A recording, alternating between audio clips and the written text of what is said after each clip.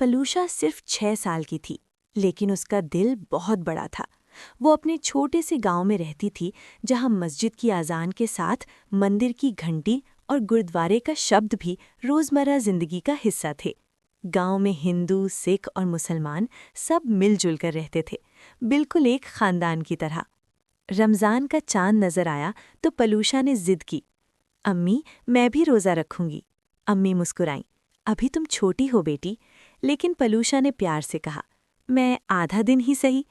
आखिरकार तय हुआ कि उसकी रोज़ा कुशाई रखी जाएगी। गांव की उसकी सहेलियां आशा, महक और गुडलीन ये सुनकर बहुत खुश हुईं। उन्होंने मिलकर फैसला किया कि पलूशा का पहला रोज़ा यादगार बनाएंगी। आशा की माँ ने मीठे चावल बनाए, गुरलीन के घर से फल और जूस आया और महक ने अपने हाथों से रंग-बरंगी छोटी सी थाली सजा दी। शाम को जब सूरज ढलने लगा तो सब बच्चियां पलूशा के घर के आंगन में जमा हो गईं।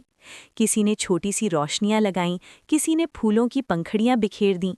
पलूशा हल्की सी थक चुकी थी, लेकिन उसकी आंखों में चमक थी। जैसे ही आजान हुई, सब ने एक साथ कहा, रोज़ा मुबारक। पलूशा ने खजूर का छोटा सा टुकड़ा खाया और पानी पिया। उस लम्हे सब ने तालियां बजाईं।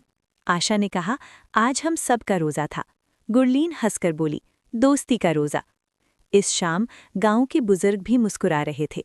उन्हें महसूस हुआ कि असल खुशी सिर्फ इबादत में नहीं, बल्कि एक दूसरे के लिए मोहब्बत और इज्जत में होती है। और पलूशा का पहला रोज़ा गांव की दोस्ती की सबसे मीठी कहानी बन गया।